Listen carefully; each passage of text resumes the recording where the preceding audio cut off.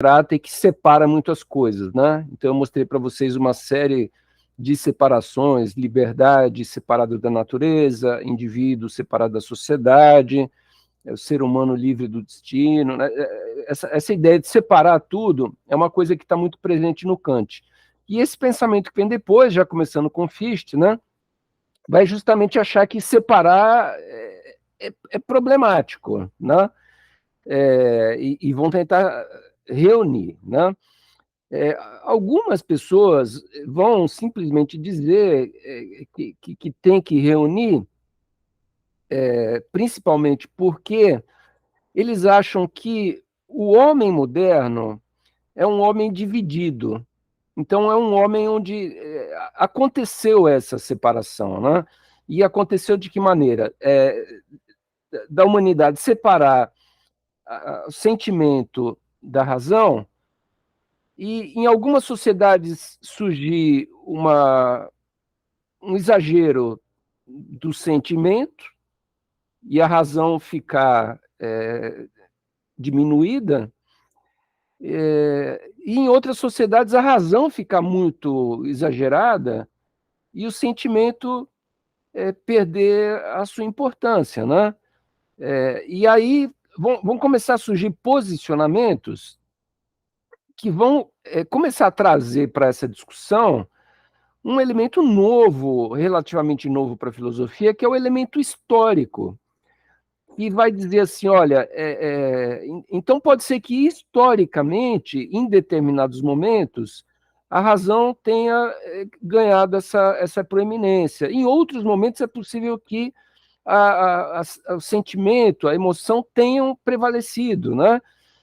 E aí, justamente como esse pensamento moderno ele vai olhar para o passado, ele vai ver, num certo sentido, né, que na sociedade grega antiga, lá nos pré-socráticos, que a gente viu em alguns autores importantes da filosofia grega, né, eles percebem que não tem essa separação, não tem essa separação, né, entre emotividade, religiosidade, sentimento e racionalidade, ciência, conhecimento, né?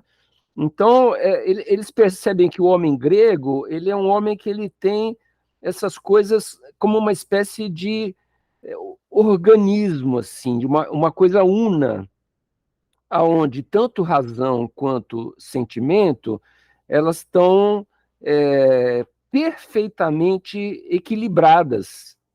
Isso faz com que o homem grego seja um homem muito feliz com a vida, né? Mesmo quando ele tem que ir para uma guerra, mesmo quando tem que acontecer alguma coisa complicada, que ele acaba sendo vítima do destino, por exemplo, quando o Édipo se envolve em toda aquela confusão lá da tragédia, dele ter matado o próprio pai, ter dormido com a própria mãe e ter tido filhos que são filhos dele, mas no fundo são irmãos, porque são filhos da mãe dele também, e cria toda uma confusão que acaba gerando até consequências para a cidade, uma praga que se estabelece em Tebas e tudo mais, né?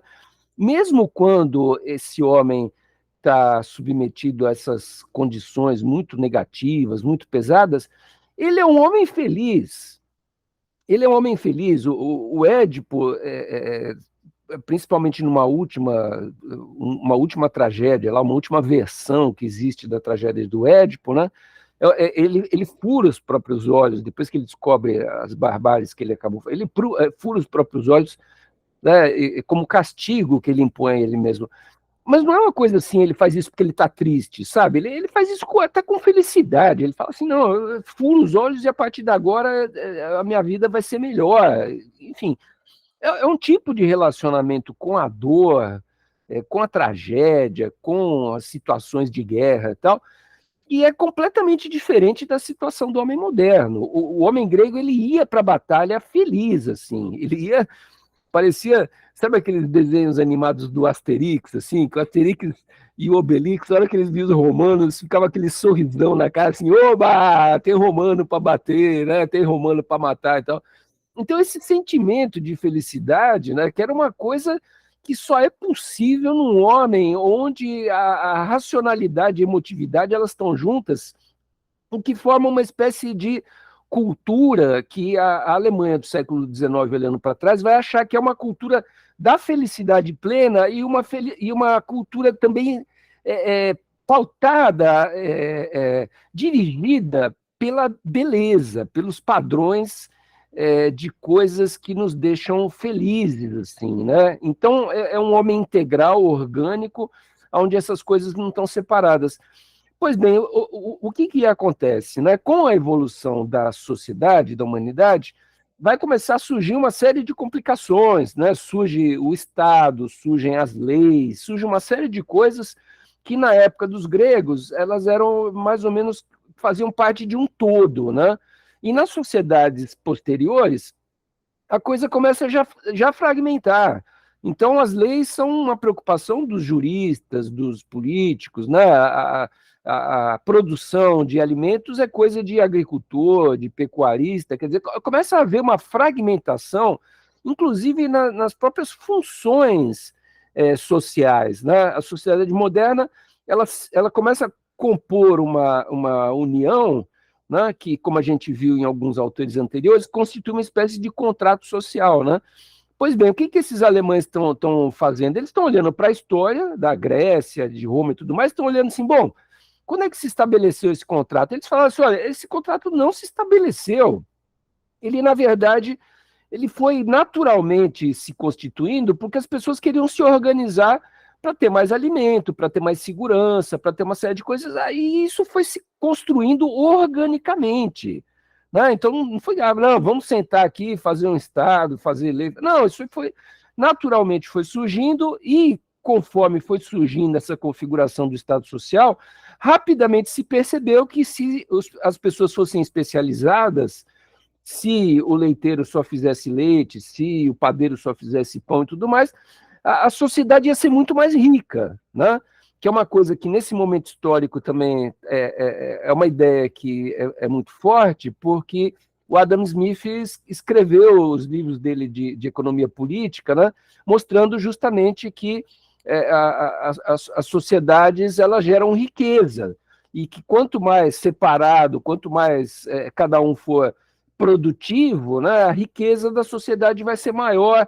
Então, percebam que é toda uma movimentação da sociedade moderna que acaba implicando numa separação, numa especialização, em algumas pessoas que se especializam, então, por exemplo, na razão, e aí vão estudar matemática, vão estudar física, outras se especializam na emoção, e vão escrever literatura, vão dar aula, né? Quer dizer, essas coisas começam a ficar separadas, né? E aí começam a surgir teses que vão discutir o seguinte: bom, era uma coisa que era una, aí separou, e aí o que aconteceu? Melhorou ou piorou? Essa é a pergunta que a gente poderia resumir assim, né? Melhorou ou piorou? E aí alguns autores, como Rousseau, por exemplo, vão dizer, olha, piorou e piora cada vez mais. A desigualdade é cada vez maior, a pobreza é cada vez maior, e a concentração de riqueza é cada vez maior e tal, não sei o que lá. Quem dera se a gente não pudesse voltar para aquele passado original, onde as coisas ainda estavam todas juntas, né?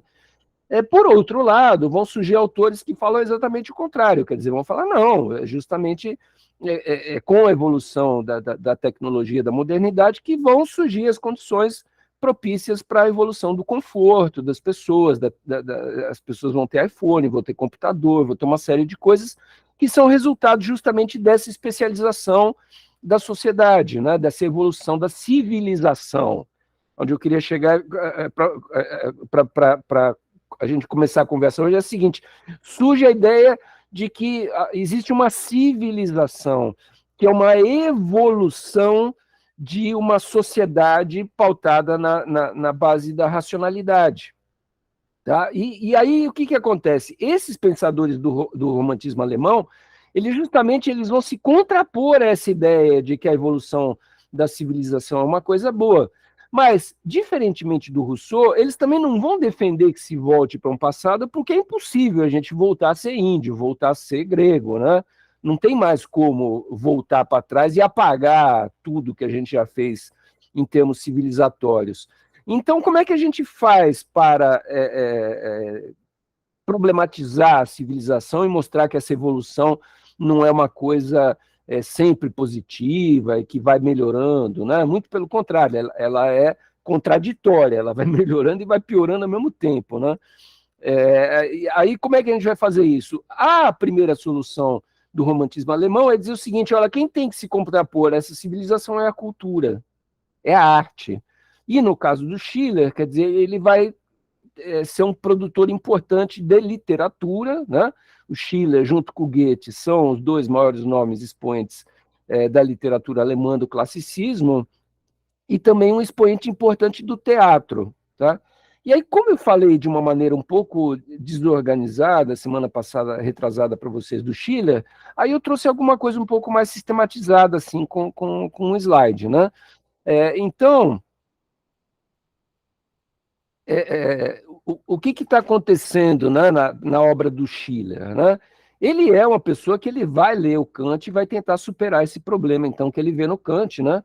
Do Kant ter dividido essas duas coisas de maneira muito radical, né? Você tem, para o Kant, a coisa ela é muito cindida. Existem estudiosos do Kant que falam que o Kant pensou a filosofia dele como se fossem dois mundos. Um mundo que é o mundo da ordem da ética, da religião, da sensibilidade, que é um mundo que ele parte de algo que não existe e se materializa nas ações humanas, nos nossos atos e nas nossas crenças, né? E hábitos e tal. Existe um outro mundo totalmente separado, que é o mundo onde o ser humano é um ser que está no mundo físico, natural, material, onde ele estuda, ele produz conhecimento, ele produz ciência, quer dizer, um mundo da natureza no sentido físico da natureza, né? Um mundo físico onde justamente existe esse conhecimento sintético, que é o conhecimento da física, da matemática e tudo mais, da ciência, da evolução, e que no campo da política vai desembocar também numa racionalidade política que é defendida pelo iluminismo, né?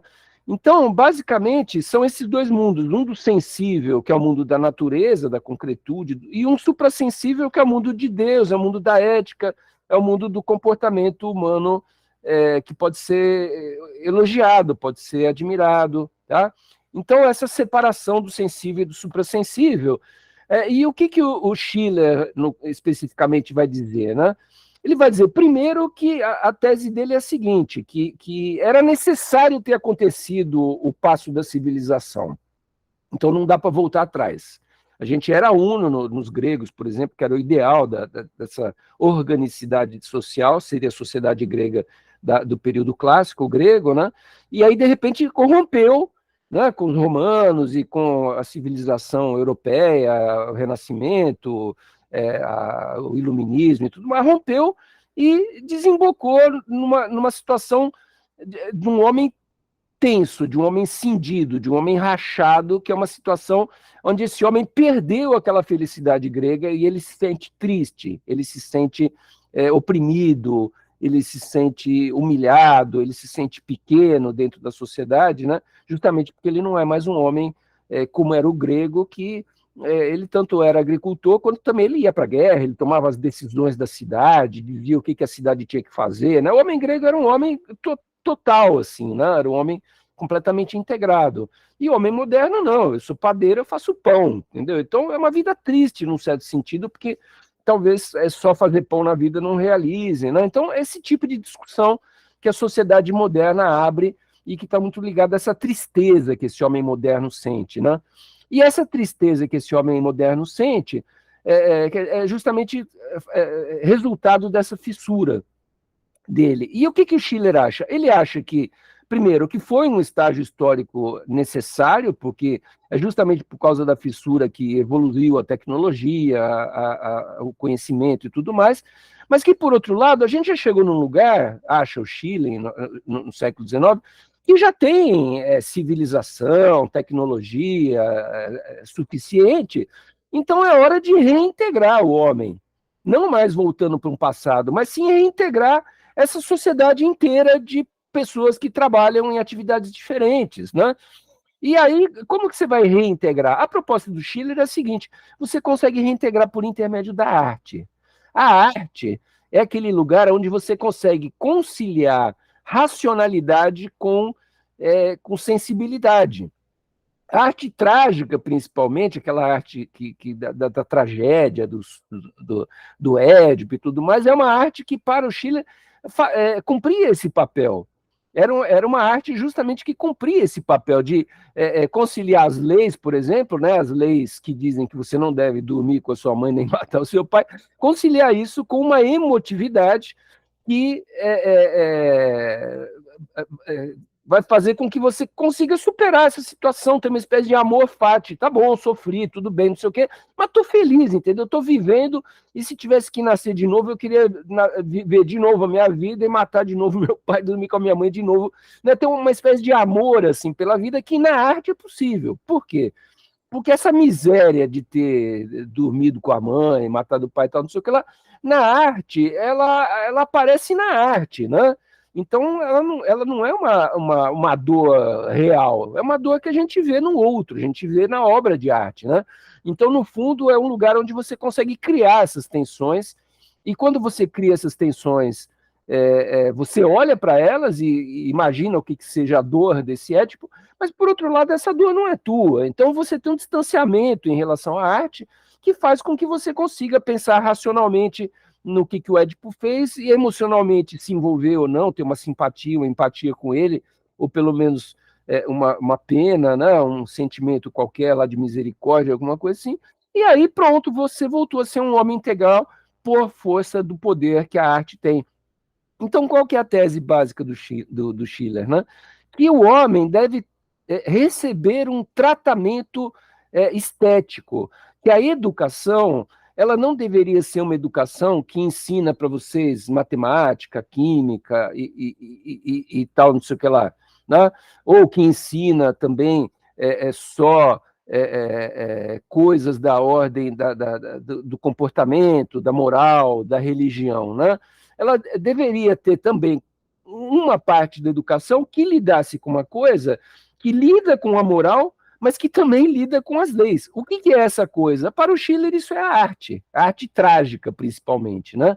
Que ela consegue lidar com essa coisa do patos, de você se sentir doído por causa das dores do Édipo e tudo mais, e, por outro lado, também vai trabalhar um distanciamento que você pode olhar racionalmente para aquilo e entender o que aconteceu, e com isso você vai treinando, né? Que é uma coisa que já apareceu aqui em autores anteriores, você vai treinando, né? Para quando acontecer alguma coisa com você, você saber como se virar. Tá? Então, a tragédia, o que ela é? Ela é a apresentação sensível daquilo que não é sensível, ou seja, é a apresentação sensível da dor, é a apresentação sensível da morte. Quer dizer, quando você morre, o que acontece depois da morte? Né? A tragédia ela é capaz de representar isso. Por quê? Porque tem uma peça teatral que tem lá um herói, por exemplo, da literatura, que vai até o inferno e se encontra com os fantasmas, com as pessoas que já morreram. Quer dizer, a tragédia ela consegue criar uma representação sensível de alguma coisa que, na realidade física, a gente não tem como viver. Como que eu vou encontrar um Deus? Né? Na tragédia, não. Os deuses habitam as peças trágicas e entram, saem, conversam, falam e tal, não sei o quê. Ou seja, algo que é impossível que você viva, né? Que um Deus se materialize na sua frente, e na arte é possível, né? Então, a tragédia para ele é a representação sensível do suprassensível. Mas, além de ter esse lado fantasioso de aparecer deuses e coisas que, na realidade, a gente não pode ver, o mais importante para o Schiller, inclusive, é que a tragédia ela também consegue representar o comportamento ético. Tá? Que também é alguma coisa da ordem do suprassensível.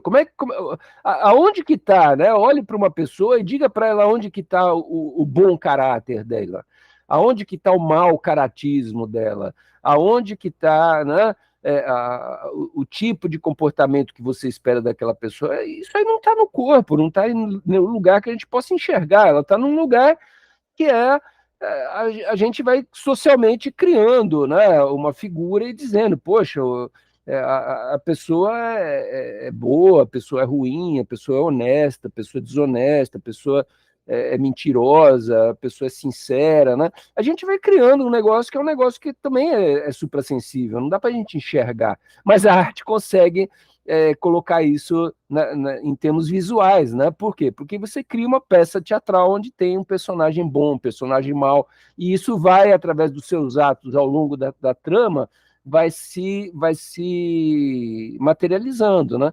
Então, dessa forma, quer dizer, a arte trágica ela é um lugar privilegiado para o aprimoramento moral.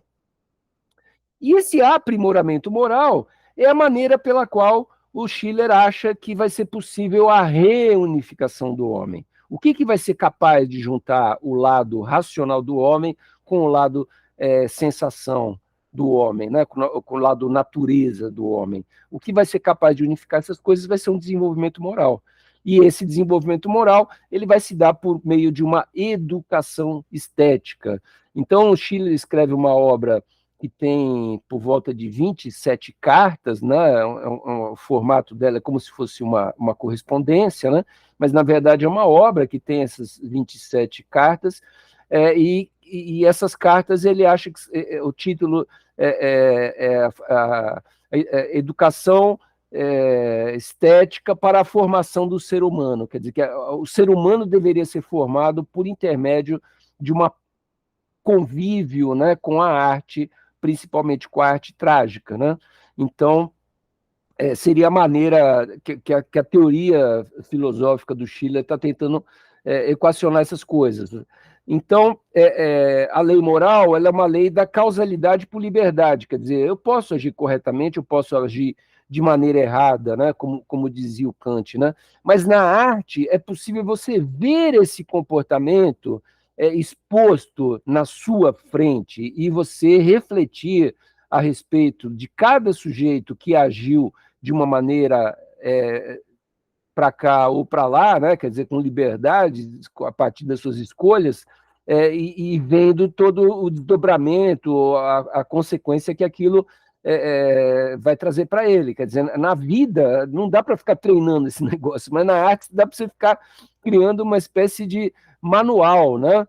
Então, essa inspiração, quer dizer, de onde que vem essa inspiração do Schiller, né, vem justamente de uma teoria do Kant, que é a teoria do sublime dele, que ele justamente está problematizando o que é uma arte que cria na gente o sentido do sublime. A arte bela é fácil, a gente vê um quadro lindíssimo, e tal, uma escultura e tal, a gente sente aquela sensação do belo, da beleza, né?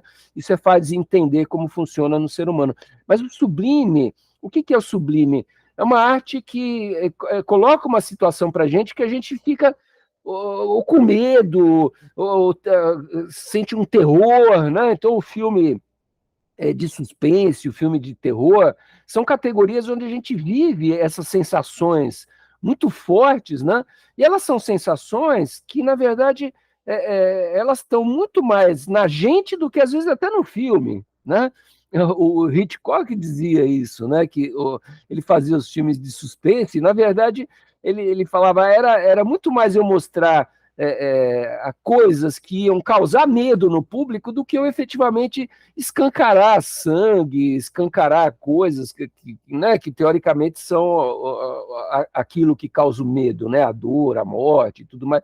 Então, tem vários filmes do Hitchcock que são filmes que a gente fica morrendo de medo e que não tem uma gota de sangue, é impressionante, você não vê nada explícito, mas ele vai manipulando a pessoa que está assistindo o filme para que a pessoa chegue num lugar lá de ficar com terror, assim, de falar, pô, o que está acontecendo nessa história, né? Então o sublime é uma coisa da subjetividade, né? É uma coisa que se passa no interior da subjetividade humana e que se manifesta, então, como uma sensação de medo, por exemplo, quando a gente vai, sei lá, nas cataratas do Iguaçu, lá, né, em Foz do Iguaçu, e olha aquela quantidade de água caindo, assim, que é um negócio absurdo. A hora que você para pensar a quantidade de água que está caindo ali na tua frente, você fica com medo, você se sente uma formiguinha embaixo de um pé de gigante, assim, né? A sensação que a gente sente lá é uma espécie de terror, assim, você fala, porra, eu tô numa em cima de um negócio feito nos pedacinhos de pau e tal, não sei o quê. Imagina se quebra um pau desse, se cai, eu caio nessa cachoeira aqui. Quer dizer, tem uma coisa da gente sentir um terror, uma sensação, uma coisa que mobiliza a gente de uma maneira muito forte, né? E aí eu estou apresentando isso um pouco para vocês, porque uma série de autores vai vir nessa onda de resgate da força desse sentimento do sublime e de como o trágico, né? A tragédia ela é capaz de mobilizar esse sentimento do sublime, né? Então, o que a gente sente quando a gente vê a peça do Édipo, né? Na verdade, é uma peça que ela não tem nada explícito, não. A gente não vê o Édipo dormindo com a Jocasta, não vê ele matando o Laio, não vê nada disso. Na verdade, o Édipo ele vai descobrindo isso porque alguém fala ou ele mesmo fala. Ele fala, não, eu lembro que eu matei um cara naquela encruzilhada. E alguém fala, pô, esse cara que você matou era teu pai, cara, porque teu pai estava passando naquela encruzilhada e quando morreu. Então, as coisas elas não vão aparecendo, mas elas vão criando na gente uma sensação horrível. Por quê? Porque a gente fica sabendo que o cara matou o pai, né? Então é uma construção que ela é muito mais no público do que uma cena explícita. A tragédia ela não é explícita, isso é que é interessante. Ela atua na interioridade de quem está assistindo, né? Então o foco dela é justamente mexer com quem está assistindo. O que o Schiller está dizendo? Quando a gente está mexendo com esse cara, por que o Aristóteles dizia que isso provocava catarse, né? O Aristóteles tem um livro todo dedicado à poética, que justamente ele fala que a arte mais elevada é a tragédia, porque ela promove a catarse, né? Que é uma coisa que acontece dentro da gente, né? A gente fica tenso, tenso, tenso e depois relaxa, né? Quer dizer, essa tensão e relaxar, isso é uma espécie de exercício que para o Schiller, quer dizer, os gregos tinham isso muito aflorado, a flor da pele. Por quê? Porque eles viam tragédias, mas porque eles também iam para as guerras, porque também viviam grandes contradições que o destino acabava colocando na frente deles, né? Assim, eles lidavam muito fácil com isso. Por quê? Porque eles estavam exercitados, né? De viver essa tensão, relaxamento, tensão, relaxamento.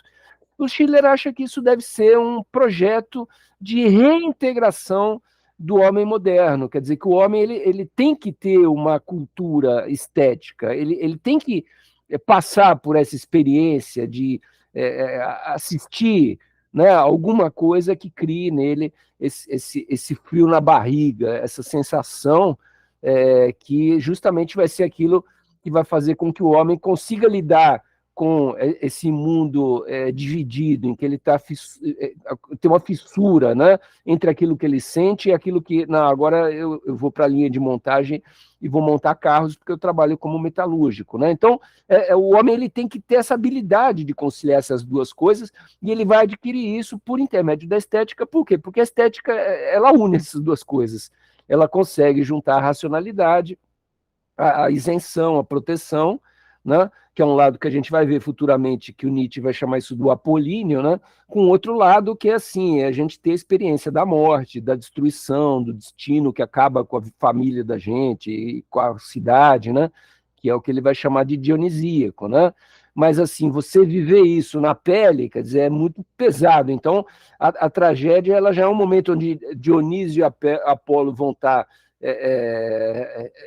vão ter feito uma espécie de paz, de síntese das suas participações, aonde aparece como resultado disso justamente a obra de arte trágica, que é onde a dor está, mas ela está mostrada numa forma que é uma forma visual somente, e não mais física. Agora, quando a gente vê essa forma visual, mesmo ela não sendo uma dor física, a gente sente o frio no estômago, a gente passa por uma experiência interior nossa também, só que essa experiência não é a experiência da dor, né? É uma experiência estética, uma experiência de você ver uma obra de arte, né? Então o Schiller já é um autor onde essa tentativa de reunificação do homem aparece de uma maneira muito forte, né? E ele vai dizer justamente que o que leva o homem a uma elevação moral é justamente ele ter as experiências da dor, né? Que ele vai ter que treinar isso numa educação que seja uma educação estética, e quando ele chegar na dor real do mundo adulto, ele vai saber lidar com essa dor. Só uma última coisa que eu queria falar assim um pouco do Schiller, né? Quer dizer, é que ele também ele pensa esse projeto de educação também um pouco pautado na ideia de que justamente o homem ele tem que entender que é possível superar a dor que o destino está causando por intermédio de uma movimentação em que ele sai do mundo natural e vai para o mundo, justamente para o mundo suprassensível, para o mundo da alma. Como é que se dá essa movimentação, né? Ela se dá da seguinte maneira, quer dizer, como que o Édipo suporta a dor de ter feito o que ele fez? Ele abandona o mundo natural. Isso, simbolicamente, é ele cegar o próprio olho. A partir de agora eu não quero nem ver mais o mundo natural. Mas quando ele segue esse mundo natural, isso quer dizer que ele vai, a partir de então, viver uma tristeza absoluta? Não, muito pelo contrário. Quer dizer que ele vai se fechar dentro de um mundo espiritual dele, e dentro daquele mundo espiritual ele vai ser feliz. Então, qual que é o jogo entre a dor e a ética, né? O jogo entre a dor e a ética é o seguinte: quando a dor está muito forte, eu consigo pular para o mundo da ética, né? Quando, por exemplo, os gregos são derrotados pelos romanos e tudo mais, e passam a ser escravos, e passam a ser humilhados pelos romanos, e passam a ser um povo submetido, né? Quer dizer, a dor deles é tão grande que eles vão fazer o quê?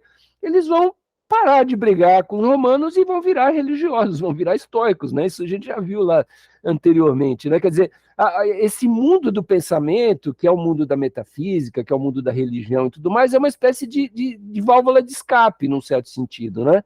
Então você pode ir para dentro desse mundo, e nesse mundo você não vai sofrer mais aquela dor que você estava sentindo, tá? Então, enfim, eu só quis repassar essa coisa do Schiller de uma maneira mais sistemática, né? Porque ele é um autor interessante. O Roberto Machado, que é um teórico que estuda muito Nietzsche no Brasil e tudo mais, ele tem um livro sobre o trágico, né, filosofia trágica, e ele abre, evidentemente, isso com o Schiller, porque é o pensador que deu o primeiro passo nesse sentido, né? O pensador alemão que vai dar o segundo passo nesse sentido, ainda mais radical, vai ser o Schelling, tá? Que ele é um contemporâneo do Hegel, que é um outro filósofo que a gente vai ver também. Numa certa fase, eles foram muito próximos, muito amigos, assim como Schiller era muito amigo do Goethe, que eu já falei para vocês agora há pouco, no classicismo, né? Mas o Schelling vai ser muito amigo do Hegel, eles vão ter jornais filosóficos, eles são caras da academia já, né? É um momento justamente que na Alemanha ficou muito clara a necessidade de ter educação, e os governos estão investindo muito em educação, né? Estão percebendo a importância de se constituir um cidadão justamente bem educado, né? Coisa que para o Schiller passaria pela educação estética, mas para outras pessoas passa pela educação de conhecer direito, de conhecer medicina. Então, né, surge toda uma movimentação no sentido de fortalecimento da cultura e da educação, da pedagogia, né, passa a ser uma preocupação muito sólida desse período aí da Alemanha, né? E o Schelling, então, ele já é filho disso, quer dizer, ele é um cara que teve a oportunidade de ter essa educação sólida, né, que esses caras tinham. Então era uma educação que eles estudavam latim, estudavam grego, estudavam os clássicos gregos no original, enfim, eles tinham uma educação fantástica, né, estudavam as tragédias, estudavam literatura, era uma educação muito sólida, né. E aí, oriundo dessas escolas aí que estão ensinando essas coisas, o Schelling ele vai dar um passo mais ousado do que o Schiller, em que sentido? Né? Que ele vai dizer o seguinte, olha, isso que o Schilling descobriu, né, que a gente acessa quando a gente está com muita dor e tal, e a gente mergulha no mundo interior, invisível, que é o lugar da alma, do suprassensível, de Deus e tudo mais, né? Esse mergulho que ele fez nessa interioridade, o que acontece? Simplesmente uma porta de abertura, de acesso para algo que realmente existe e que não simplesmente a interioridade humana, né? Isso que a gente acessa por intermédio desse exercício do sublime, de ter medo da tragédia, essa coisa toda, é uma porta de acesso para um mundo que é o mundo do absoluto, que é o mundo de uma força primordial divina, né? É uma força sobre-humana, né? Da qual a gente também participa em alguma medida. Por exemplo, quando a gente pensa, né? Da onde que vem a razão, né? O Schelling vai dizer, olha, a razão também é uma manifestação dessa força espiritual, né? Só tem razão seres que têm espírito, é só o ser humano que tem razão e pensa, né? Então é uma porta de acesso para um lugar, e nesse lugar existe alguma coisa, que é um absoluto. E esse absoluto, ele se manifesta no homem por intermédio da razão, se manifesta no homem por intermédio da emoção, da arte e tudo mais, mas esse absoluto também se manifesta na natureza. Então, quando a gente olha para uma árvore, essa árvore, ela também é manifestação de um absoluto.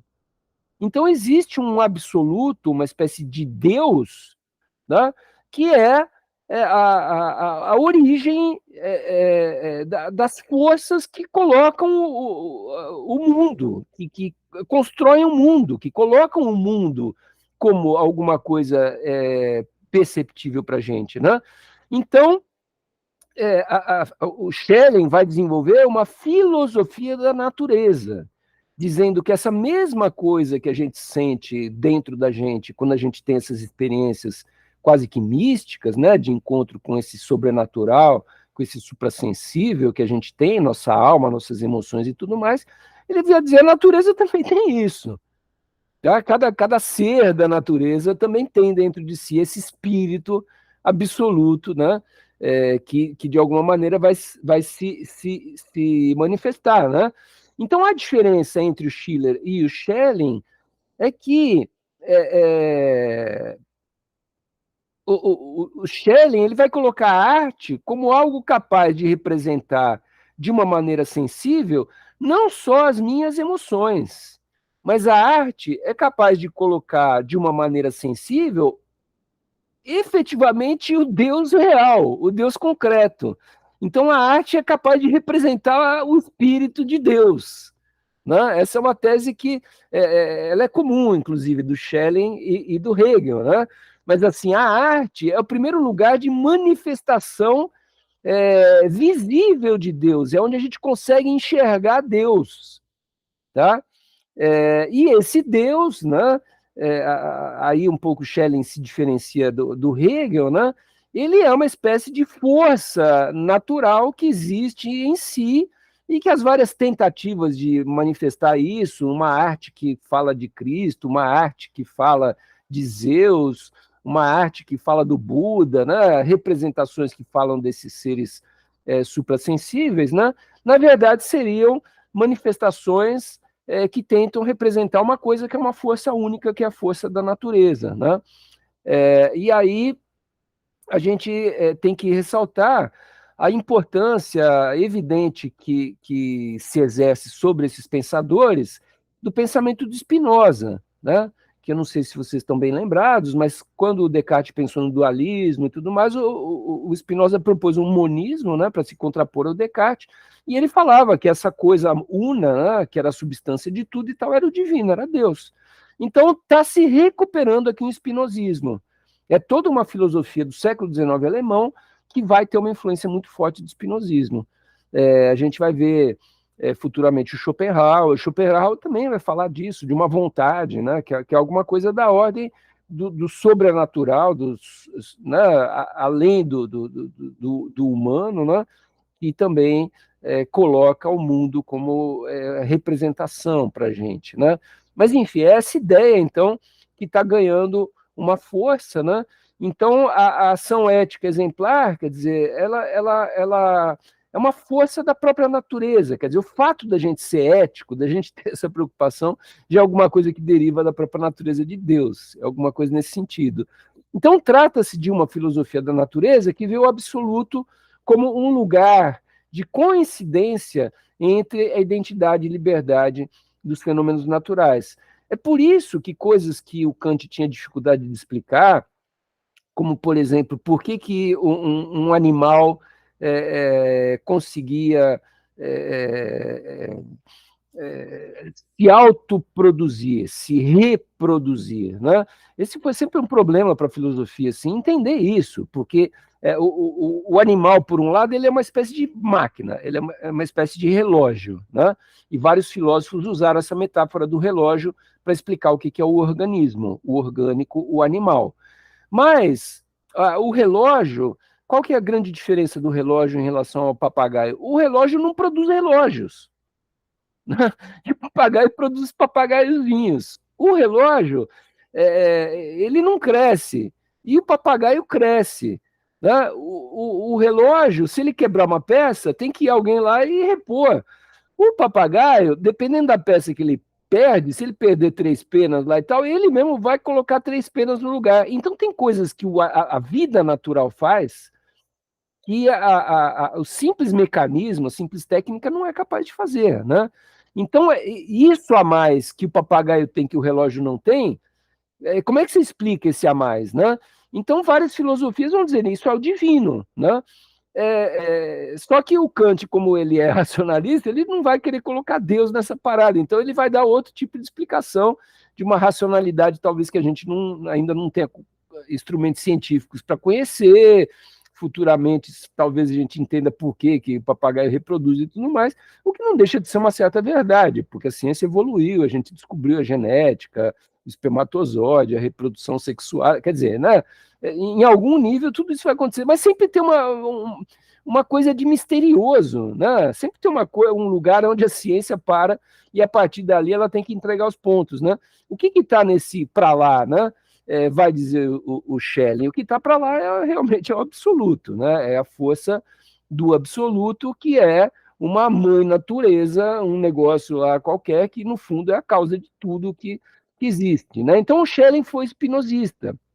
Ele leva o sistema espinosista a um desenvolvimento que absorve também os incrementos, os avanços, né, que o próprio Kant já tinha também realizado no seu sistema, que nada mais é do que separar. O que o Kant fez foi separar. Né? Então, o momento da separação, o momento da racionalidade, do iluminismo, né?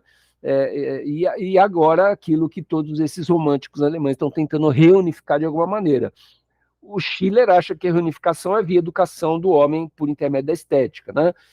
O Schelling acha que não, que essa reunificação ela já existe, por quê? Porque existe um ser natural que já reunifica naturalmente, quer dizer, a gente não vai precisar se preocupar com isso, porque o próprio fluxo da evolução do ser natural vai levar a isso, né? Uma espécie de resgate de algo que havia nas filosofias passadas que se chama teleologia, que eu já falei para vocês, quer dizer, a ideia de que existe uma finalidade que acaba conduzindo o rumo das coisas para um determinado lugar, tá? Então, assim como Fichte, né, o Schelling acha que o Kant apresentou resultados importantes da filosofia, mas não investigou as suas premissas, né? O que ele quer dizer com isso, né? Que o Kant analisou o momento em que estava separado sensação e racionalidade, mas ele não percebeu que antes de separar tinha uma coisa junta, que é justamente a premissa. Para separar tem que ter alguma coisa antes que você separa, né? O que é esse antes que tem que ter para você poder separar? para o Schiller e tudo mais, era alguma coisa que os gregos já tinham, né? Para o Schelling, isso é o absoluto, isso é uma força sobrenatural, que é a força, na verdade, que mantém existentes, né? A própria natureza, a humanidade e tudo mais, né? Então, tem um misticismo, né? Isso que eu estou tentando deixar mais claro para vocês, é assim, tem um misticismo no pensamento do Schelling, tem uma recuperação de uma espécie de deísmo aí, né? Tem que ter um Deus por trás aí, não o Deus nem católico, nem isso, nem aquilo, não, mas tem que ter uma mãe natureza por trás de tudo que acontece, né? E a arte é a maneira que a gente tem de representar isso, porque o que o Kant dizia? Não, a gente não pode falar nada de Deus porque está para além daquilo que eu vejo, né? E o Shelley, esses caras estão dizendo, olha, está para além do que você vê se você não for no teatro, porque se você for no teatro, você vai ver Deus, né? Então, esse que é o deslocamento, né? É o deslocamento interessante. A arte é o lugar onde você consegue enxergar a alma, os comportamentos, se uma pessoa é boa, se uma pessoa é ruim, então você consegue enxergar isso na arte, porque na arte você apresenta ações e situações a partir das quais é possível deduzir esse tipo de coisa, né? Então, esse pensamento que aparentemente é um pensamento ficcional, artístico, que não vale para nada, esses autores estão dizendo exatamente o contrário. Esse pensamento é o mais importante. O mais importante na educação das pessoas não é aprender matemática e física, é ter formação artística, ter cultura, né? Porque a cultura é uma coisa que vai preparar esse homem para justamente encarar o mundo, tá bom? Pessoal, eu vou parando por aqui hoje, perguntando a vocês se tem alguma pergunta, tem alguma coisa que vocês gostariam de saber aí.